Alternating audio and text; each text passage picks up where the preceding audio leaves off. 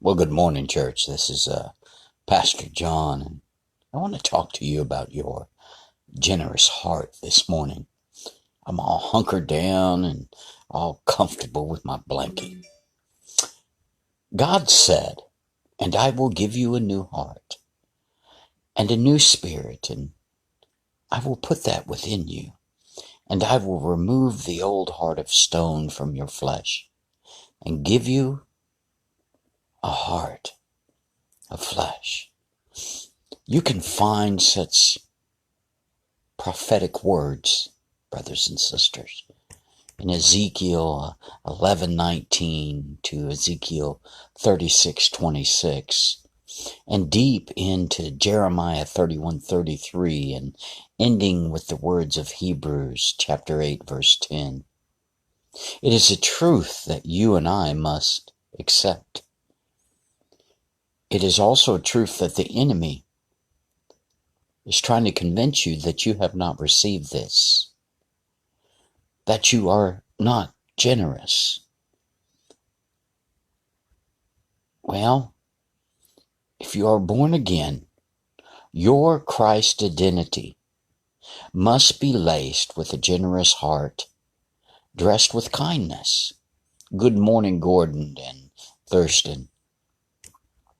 And this new heart that God has given you and I, and this new spirit that every born-again, spirit-filled believer has received and experienced, helps us to recognize that our words have power, and that we must be more generous with kind words, and not get caught up in the ways of the world and the leaderships of today with all this negative speech and all this beating down of one another.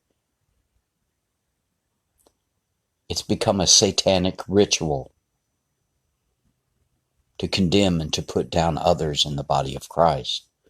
It is a trick of the evil one. Good morning, Leon. Proverbs 16:24 says this, beloved ones: "Pleasant words are a honeycomb, sweet to the soul and health to the bones." Words have the power to transform our own insecurities, our own pains, our own sufferings into confidence, into hope, and into peace the very moment they are spoken. When you have things like a chronic illness, you carry hurts, disappointments, you have low self-esteem and guilt, and the list goes on. These are all seeds that disable your God-given gift to speak words of life, to speak words of doom, of negativity, words that have no power, words that can be dangerous to the soul of those around you.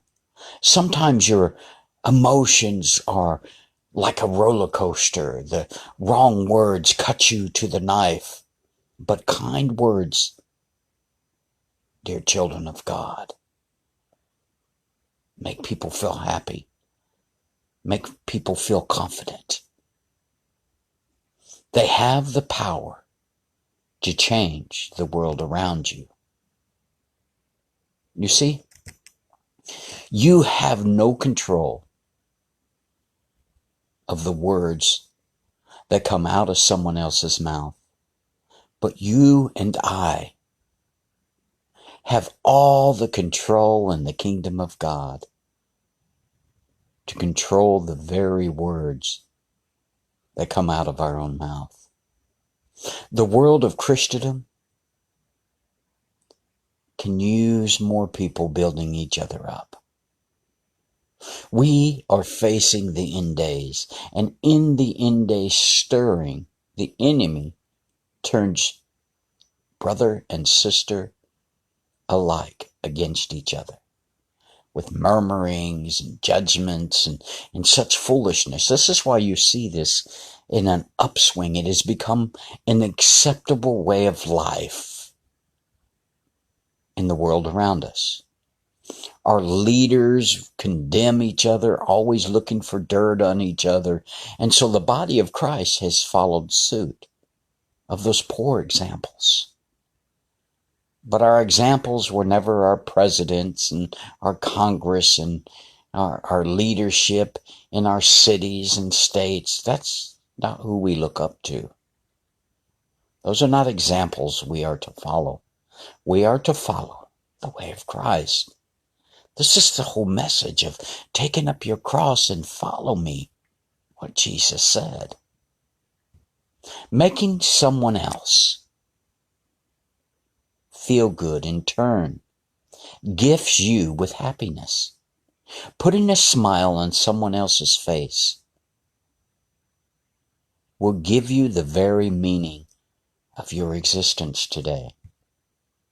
Be genuine and sincere with your compliments, because there is nothing worse than coming across as fake or only being kind because you want something in return.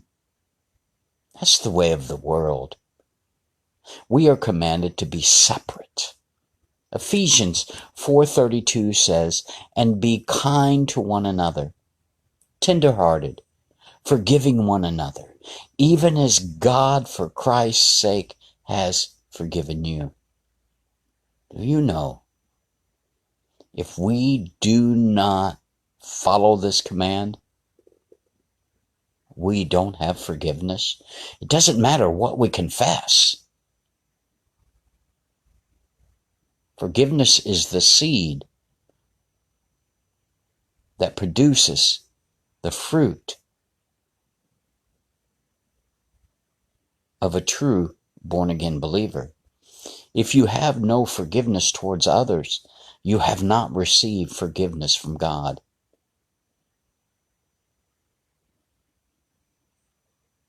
For with whatever judgment you make towards another, you will be judged in like manner. So I challenge you today. Compliment at least one person from a true heart. Enjoy their smile as a gift from God. And pray this prayer with me today. Father God, show us someone today to lift up, to compliment, to give them a positive praise.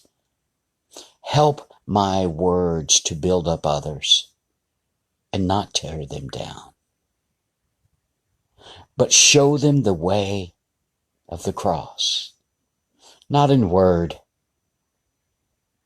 but in truth, in action, in deed, from a heart that is truly new as a gift from God.